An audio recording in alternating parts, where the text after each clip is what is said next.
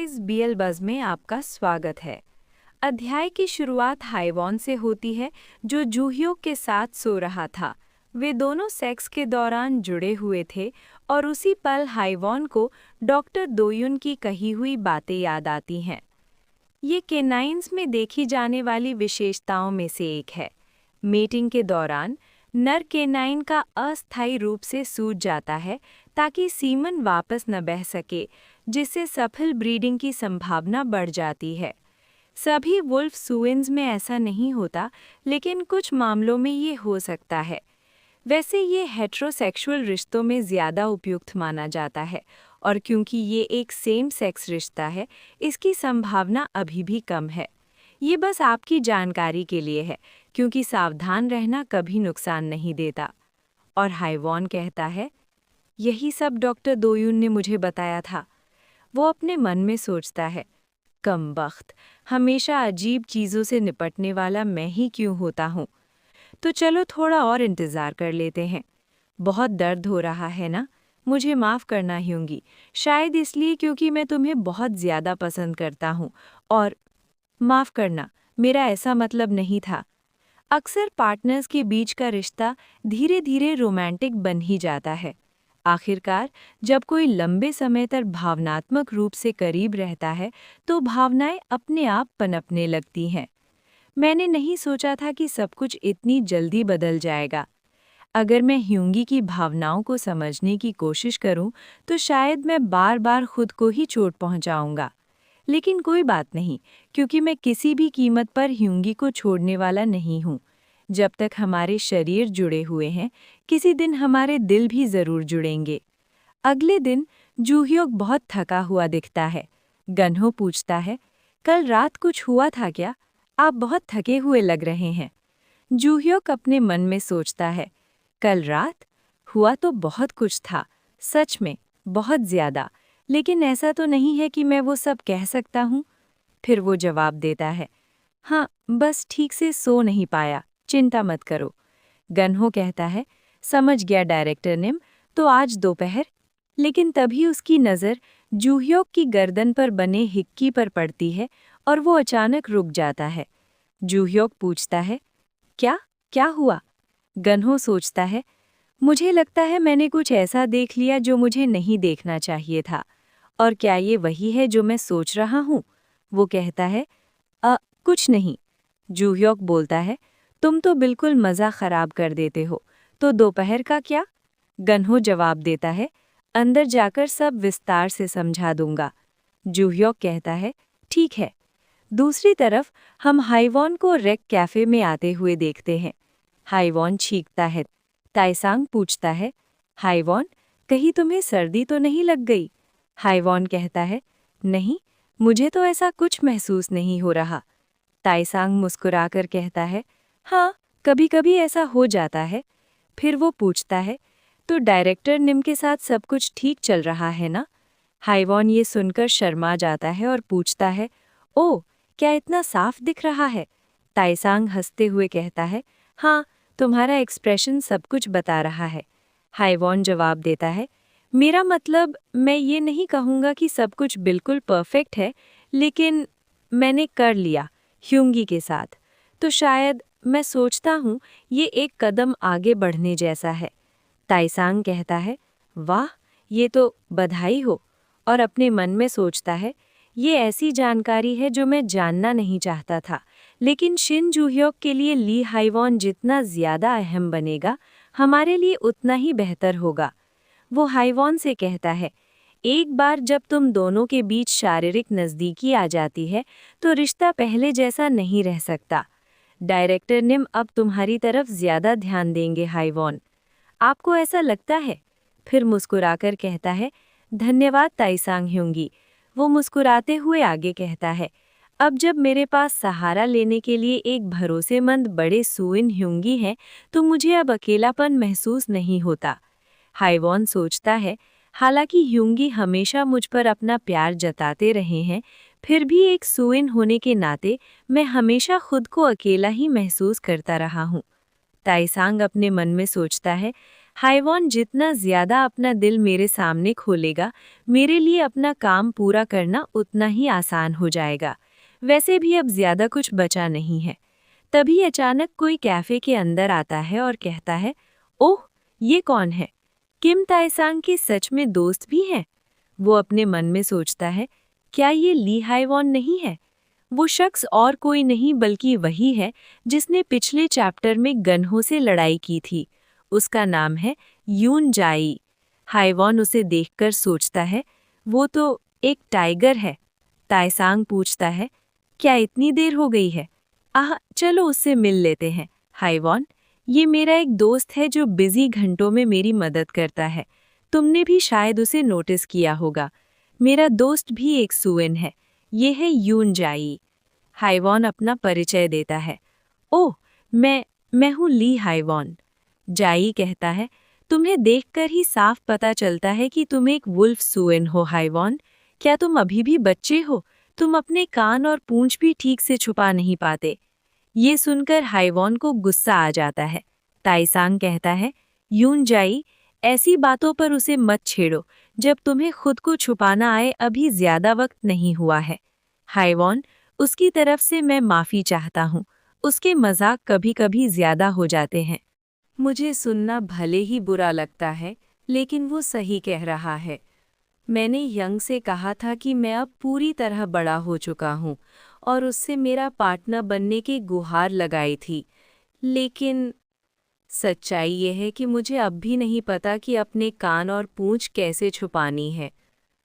आमतौर पर ज्यादातर सुएन्स अपने समुदाय के बुजुर्गों से इंसानी रूप अपनाना सीखते हैं और वहीं उन्हें अपने कान और पूंछ छुपाना, साथ ही दूसरे सामाजिक तौर तरीके भी सिखाए जाते हैं। अगर मेरे माता पिता जिंदा होते तो शायद मैं ये सब अपनी माँ से सीख पाता, है ना? भले ही उसकी यादें मेरी धुंधली हैं, लेकिन वो हमेशा बहुत गर्मजोशी से भरी और परिवार को अहमियत देने वाली थीं।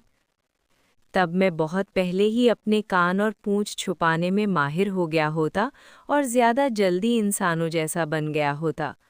अगर हालात अलग होते तो मैं यंगी के बगल में खड़ा होकर किसी अनजान बच्चे जैसा तो नहीं लगता ना? लेकिन अभी के लिए माफ़ करना हेवन, क्या तुम सच में गुस्सा हो? ऐसी बात नहीं है, मैं ठीक हूँ। मैंने इंसानी बनने का तरीका खुद ही समझ लिया, लेकिन अपने कान और पूंछ छुपाने का तरीका अब भी मुझे नहीं आता। मैं हर वक्त इतना बेफिक्र नहीं रह सकता। अगर मुझे यंगी के लायक बनना है तो मुझे ये जल्दी सीखना होगा। वैसे आप लोगों को अपने कान और पूंछ छुपाना किसने सिखाया? मैंने खुद ही सीख लिया था, क्योंकि मेरा कोई परिवार नहीं था। किस्मत से मैंने इसे काफ़ी जल्दी सीख लिया। और जेई यंग का क्या? ये तो बस इसलिए मुझे यंग बुला रहा है क्योंकि ये किम तेसंग के करीब आ गया है। तेसंग ने मेरी बहुत मदद की है। तेसंग यंगी सच में कमाल के हैं। मैं तो कुछ भी समझ नहीं पाया, लेकिन उन्होंने सब कुछ खुद सीखा और दूसरों को भी सिखाया। क्या आप मुझे भी सिखा सकते हैं तेसंग यंगी? ऐसा नहीं है कि ये नामुमकिन है, लेकिन ये 1-2 दिन में सीखने वाली चीज़ भी नहीं है। ओह बिल्कुल, मैं आपसे ये मुफ्त में करने को नहीं कह रहा, और मैं यहाँ काम भी करूँगा। इससे पहले कि हम फिर से तेसंग के पास आएं, लोग कहते हैं कि भालू सुस्त और बेवकूफ़ होते हैं, लेकिन असल में भालू लोगों की सोच से कहीं ज़्यादा ताकतवर, समझदार और फुर्तीले होते हैं। लोग अगर मुझे गलत समझते थे तो भी मुझे कोई फ़र्क नहीं पड़ता था, बल्कि जितना ज़्यादा वो मुझे भोला और सुस्त समझते, उतना ही आसान हो जाता था खुद को सबकी नज़रों से दूर रखना और दूसरे बच्चों की आड़ में छुपे रहना। तुम काफ़ी समझदार हो तेसंग, इतना खतरनाक काम करने के बजाय इस बूढ़े आदमी के लिए छोटे-मोटे काम क्यों नहीं कर लेते? ये खतरनाक काम करवाने वाले तो आप ही थे। मैंने हमेशा सोच समझकर फैसले लिए, जिंदा रहने के लिए सबसे बेहतर विकल्प चुना। और अब हम वापस वर्तमान में आते हैं, जहां हेवन कहता है, मैं यहाँ काम करूँगा। तो अब मुझे क्या फैसला लेना चाहिए? अगर ली हेवन हम पर भरोसा करे तो ये हमारे लिए फ़ायदेमंद ही होगा, लेकिन अगर हम उसे पार्ट टाइमर बनाकर पास रखेंगे तो वो शायद समझ जाए कि हम क्या कर रहे हैं और वो ख़तरनाक हो सकता है। अगर दांव इतने बड़े हैं तो मुझे साफ मना कर देना चाहिए। मैं समझता हूँ तुम कैसा महसूस कर रहे हो, लेकिन अभी के लिए जेई काफ़ी है। जैसा कि तुम देख रहे हो, कैफ़े इतना ज़्यादा बिजी भी नहीं है। हाँ, यही सही है। क्या मैं यहाँ काम नहीं कर सकता टेसंग ह्यंगी? मुझे लगता है अगर मैं अपने कान और पूंछ छुपा लूँ और काम भी शुरू कर दूँ तो मैं और ज़्यादा मैच्योर लगूंगा। मैं बस ना क्यों नहीं बोल पा रहा? मुझे इतना गिल्टी क्यों महसूस हो रहा है, जैसे मैं किसी पप्पी को डांट रहा हूँ। मुझे बदले में कुछ नहीं चाहिए, लेकिन अगर तुम सच में इतना करना चाहते हो तो मैं तुम्हें थोड़े समय के लिए पार्ट टाइम काम करने दूंगा। मेरी पहली पार्ट टाइम नौकरी। तो मैं कब से शुरू करूं? कल से। मैं तुम्हें बाद में टाइम मैसेज कर दूंगा। अभी घर जाओ हेवन। जूहर ख्यंगी अब मुझे बच्चे की तरह ट्रीट नहीं करेंगे ना? और वो कैफे से निकल जाता है। Part time job? तुम्हारा क्या प्लान है? अभी उसे जो करना है करने दो। वैसे भी जितना आसानी से हम हेवन को मना सके उतना बेहतर है। लेकिन अगर हम उसे बहुत पास रखेंगे तो क्या वो आखिरकार हमें समझ नहीं जाएगा? समझ जाएगा। जो हर अजनबी को ह्यंगी बुलाता फिरता है, क्या वो इतना समझदार है कि कुछ नोटिस कर सके? दूसरी तरफ हेवन घर के बाहर खड़ा सोच रहा था, मैं तो बस घर जा रहा हूँ, फिर मुझे इतना नर्वस क्यों लग रहा है? शांत हो जाओ हेवन। आज सुबह जब मैं उठा था, ह्यंगी पहले ही काम पर चले गए थे।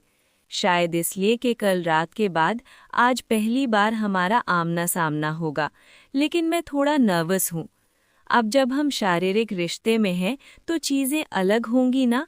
क्या हमारे बीच कोई अजीब सा तनाव होगा, वैसा जैसा ड्रामा में दिखाते हैं? ठीक है, मैं अंदर जा रहा हूँ। दरवाज़ा खोलते हुए, मैं आ गया हूँ। देर हो गई। ह्यंगी सॉरी।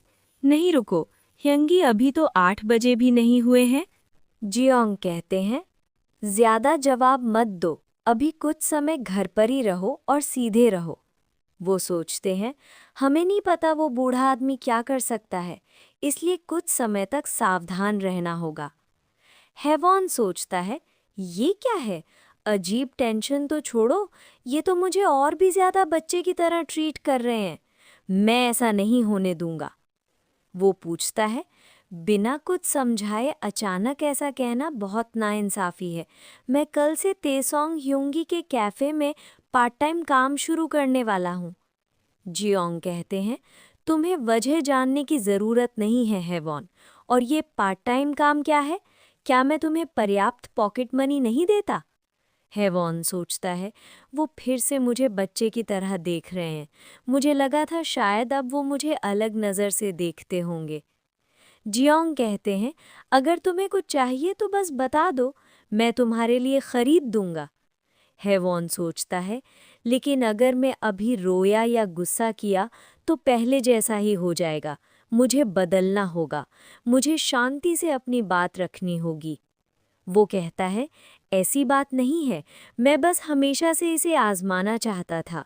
मैं अब बड़ा हूँ, मैं पार्ट टाइम जॉब संभाल सकता हूँ। कभी ना कभी मुझे सोशल लाइफ भी बनानी होगी और शायद अपने पैरों पर खड़ा भी होना होगा। हेवॉन सोचता है, बेशक अगर वो मुझे आज़ाद भी कर दें तो भी मैं उनके पास ही रहूँगा, लेकिन मुझे सामाजिक अनुभव चाहिए। कभी ना कभी मुझे उन्हें सपोर्ट भी करना पड़ सकता है ना? जियोंग कहते हैं, जो करना है करो, बस अपना फ़ोन उठाया करना। हेवॉन कहता है, ठीक है, और सोचता है, क्या ये मुझे इजाज़त दे रहे हैं? जियोंग कहते हैं, मुझे कुछ काम है, आज मेरे बिना ही खाना खा लेना। हेवॉन पुकारता है, ह्योंगी? लेकिन कोई जवाब नहीं मिलता। हेवॉन सोचता है, क्या वो इसलिए नाराज़ हैं क्योंकि मैंने पलटकर जवाब दिया? कमरे के अंदर जियोंग सोचते हैं, आज़ादी? वो खुद कहता था कि उसे सिर्फ मेरी ज़रूरत है। गुस्से में सोचते हैं, ऐसा नहीं है कि मैं सच में यही चाहता था। उन्हें बचपन की एक याद आती है। एक वर्कर हेवॉन के सर पर हाथ फेरते हुए कहता है, वाह, देखो तो कितना प्यारा है। जब बड़ा होगा तो ढेर सारी लड़कियां इसके लिए रोएंगी। अगर तुम हाइब्रिड नहीं होते तो कुछ भी बन सकते थे, एक्टर वगैरह भी। हेवॉन पूछता है, हाइब्रिड वो नहीं बन सकते? वर्कर कहता है, शायद मुश्किल होगा। मतलब क्या तुमने कभी किसी हाइब्रिड को टीवी पर देखा है? हेवॉन पूछता है, तो फिर हाइब्रिड क्या कर सकते हैं? वर्कर कहता है, ओह, पता नहीं। जियोंग उस वर्कर को लात मारते हैं, उसके दिमाग में बेकार की बातें मत भरो और काम पर लगो। वर्कर कहता है, माफ करना ही होंगी। जियोंग हेवॉन के पास बैठते हैं और कहते हैं, तुम्हारे पसंदीदा ड्रामा की फीमेल लीड असल में एक हाइब्रिड है। हेवॉन पूछता है, सच में? जियोंग कहते हैं, हाँ, ये एक सीक्रेट है, इसलिए कोई नहीं जानता। वो झूठ बोल रहे थे, फिर भी कहते हैं, हाइब्रिड कुछ भी कर सकते हैं। अगर कुछ आजमाना हो तो बस मुझे बता देना। तुम्हें सपोर्ट करने के साधन मेरे पास हैं। जियोंग सोचते हैं, मुझे उसे इतना डरा सहमा देखना पसंद नहीं था, इसलिए शायद मैंने उसे ज़रूरत से ज़्यादा लाड दिया और उसी वजह से वो थोड़ा बिगड़ भी गया। फिर भी जियोंग पूछते हैं, बड़े होकर क्या करना चाहते हो बच्चू? हेवॉन जवाब देता है, मैं आपसे शादी करना चाहता हूँ मिस्टर शिन। जियोंग कहते हैं, बकवास बंद करो, मैं नौकरी की बात कर रहा हूँ। हेवॉन उदास हो जाता है। जियोंग सोचते हैं, वो भविष्य को लेकर बेचैन लगता था और बार बार इधर-उधर देखता था, जैसे उसे यकीन न हो कि उसे सपने देखने की इजाज़त है या नहीं। और फिर हम वापस वर्तमान में आते हैं। जियोंग सोचते हैं, ये पहली बार है जब उसने सोशल लाइफ की बात की है, तो उसका आज़ादी का जिक्र करना मुझे गर्व महसूस कराना चाहिए था। तो फिर मैं इतना गुस्सा क्यों हूँ? क्या ये पिता जैसा प्यार है? ये बकवास है, मैंने ऐसा कभी महसूस नहीं किया, मुझे खुद नहीं पता ये क्या है। यहीं इस चैप्टर का अंत होता है। उम्मीद है आपको ये वीडियो पसंद आया होगा। And thanks for watching.